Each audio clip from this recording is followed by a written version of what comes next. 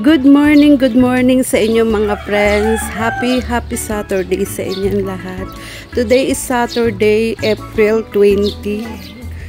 Ayan. Maaga ako nagising. Lalabas ako dito kasi bibili ako ng tinapay.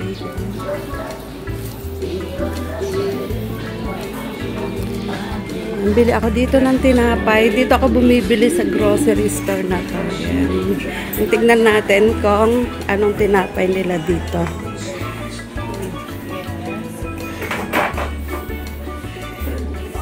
Ayan, ang magandang tindera. Ang magandang may-ari ng store. Dito ako laging bumibili. Hi! Meron lang binibili dito yung Spanish roll nyo. Masarap yung Spanish roll.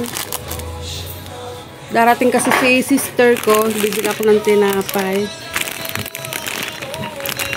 Walang Spanish roll mo. Oo nga, ito, masarap din ito, kanilang ito. Coco cream. Yan. Sarap din ito, nasubukan ko na rin ito. Coco bread? Oo. Dito tayo isa. Oo. Tsaka malambot siya. Yung Spanish roll nga, gusto ng anak ko kasi punong-puno siya ng palaman. Tapos bili din ako ng kape. May kape pa naman doon, kaya lang kulang na. Iba-ibang kape dito. Itong tubig ko dito, hindi ko na nakuha. Kalahati. Pakukunin ko mamaya. Bumili kasi ako dito ng tubig, tapos hindi ko naman kayang iakyat doon sa boarding house namin.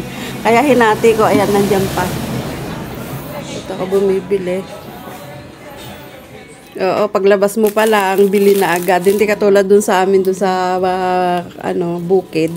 Maraming libre doon.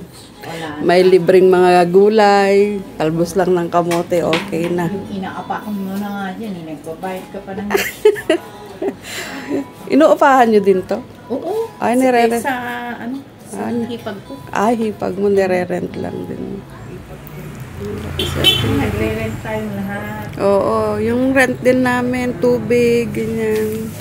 Samantalang doon ang tubig pero sa amin. May bahay din ako, pero sa Baguio. Ay, doon sa city. Kaya, ito kasi dating store ng kapatid ko. Nag-approve. Sayang naman kaya sabi oo naman. Ilan upa mo rito? 7. 7?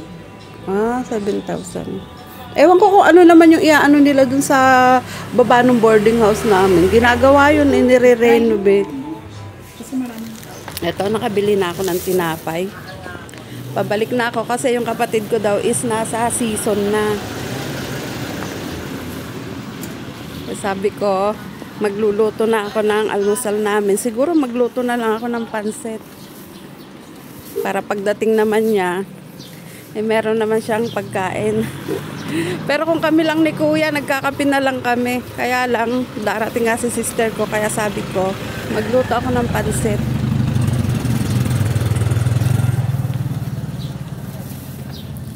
Yan yung aming boarding house.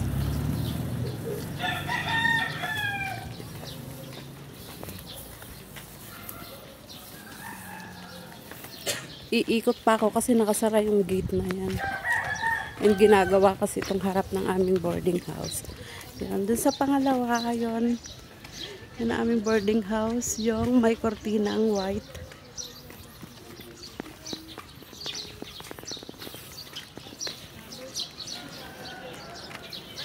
Yan, ginagawa kasi itong aming harap.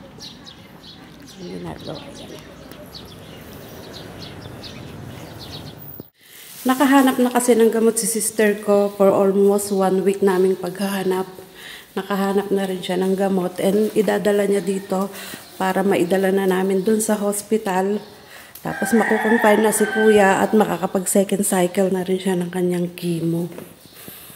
Yan.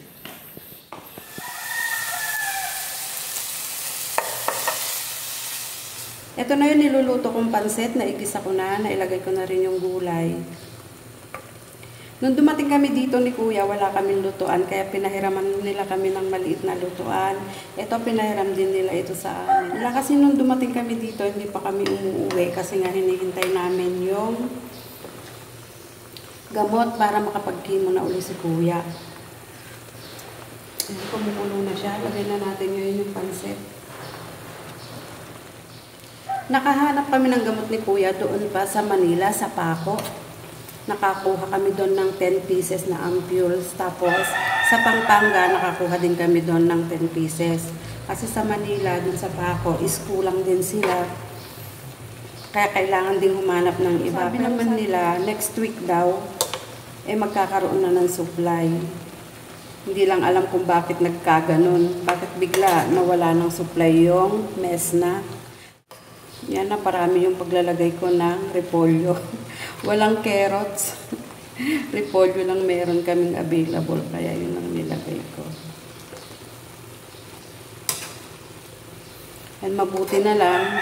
Sobrang nag-sacrifice din talaga si sister ko. And ako din naman. Dito ako naghahanap sa Baguio. Si sister ko naman naghahanap dun sa amin. And mabuti, may mga onco-drug na ibinigay nila sa amin yung mga number. Kaya yun yung pinagtatawagan namin ni sister ko. And sana nga, wag na uling mangyari yung ganun na maubusan ng supply. Para yung mga nagkikemo is tuloy-tuloy na.